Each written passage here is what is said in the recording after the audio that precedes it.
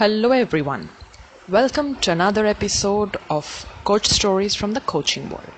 In today's episode, the story I would like to share with you is about when I chose not to coach. Yes, you heard it correctly. When I chose not to coach. Now, you must be wondering what's with not coaching people? After all, it takes a lot of efforts before we get genuine, sincere clients committed to coaching. But as a coach, let me, share my struggles with you today. And one of the top challenges that we coaches face is working on our marketing campaigns to gain access to our prospects, to our prospective clients who would then sign up for our program. And despite the hard work that goes into it, I do often come across some special cases which initially used to left me very confused because I really didn't know what to do with them. But over a period of time and experience, I've just come to learn how to deal with it.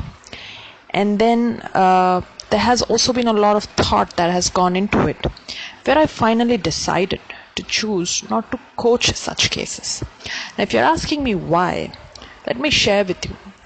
It's because clients who lack commitment cannot reap any results from coaching. Regardless of expensive scientific tools or assessment one may use, commitment is key in coaching. A change with commitment to change is precisely where transformation takes place. And first with oneself and then with the co-creative relationship we hold in coaching. So those who lack this, coaching just collapses there. So let me share with you the case.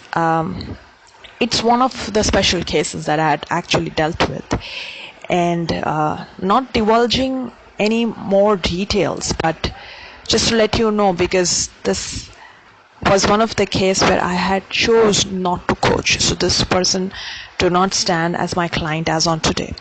So the case goes like this. I had a prospective client who was in his early 50s, very intelligent, yet very skeptical about the whole world. So just like any regular coach calls, I invested 7 good hours trying to find, getting to the root of the problem and understanding through the discovery calls that I usually do at the start of any coaching session. But all that I could discover was he lacked commitment to transform, and no wonder nothing worked after that. So now let me also mention these 7 hours were spread over 2 weeks. So we got to know each other really well. I also had a chance to share with him some couple of assessment tools, questions, Socratic method, coaching frameworks. But all fell flat when the client refused to accept feedback that came as a result of the outcomes he encountered while he did all those activities and exercises. Instead, he felt he was entitled to perfection, and he was the only one who knew it all. So this particular word, knew it all, it's that exactly what I discovered was a root cause which was making, or perhaps was biggest roadblock to his transformation. As a result, the agreement and the coaching session both had to be closed, but I did that in a very tactful manner.